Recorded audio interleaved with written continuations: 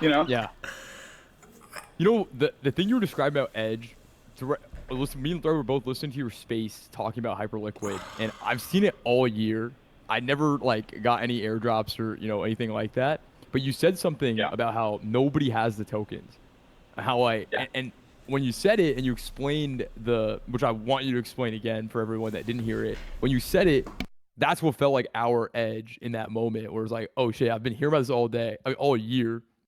I never like traded perps, so I didn't get an airdrop, but I don't think anybody has these fucking coins. I have to max No. bid as soon as I see this thing. Um, tell the audience about that like analysis of the of hype. Yeah. I mean, that's exactly it. Like, I don't want to single out Monad, and I apologize if it feels like I've been unfairly Perfect picking on timing, them. right when I don't. thread, right when Yeah. threads. Yeah. No, I no, we don't love have Monad. anything against Monad. I think they're a talented team. I haven't done enough due diligence, so I don't. I'm painting with a broad stroke, but like, everybody is on the cap table for Monad.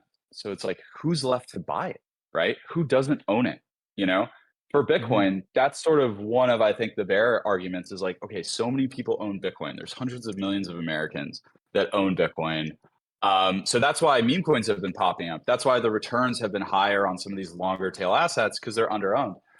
Um, and so that was really what I looked at was like, hey, look, like there's a lot of people interested in this. I obviously had some informational asymmetry where I'm lucky enough to be in a position where I get to talk to really smart people and get what they're thinking, people who farmed and didn't farm the token.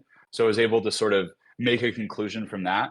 And again, I think a message on that note is like a lot of people are way more reachable than you might think they are. Like people are in crypto, I think, not to be elitist and like not to have a corner office and like be a douche and like get off on like, having an assistant or something. Like I think people for the most part are in crypto because they feel like they have a fair shot of making it. At least that's why I joined crypto rather than went down like a TradFi path. So these Absolutely. people are way Yeah. more reachable than you think. And they'd love talking to like young grinders because guess what? As recently as maybe even 6 months ago, as long as maybe 10 years ago for some people, they were grinders too with probably like 20 grand or something, right? And they were trying to make it just in your position. So they have that empathy because this is still a new industry.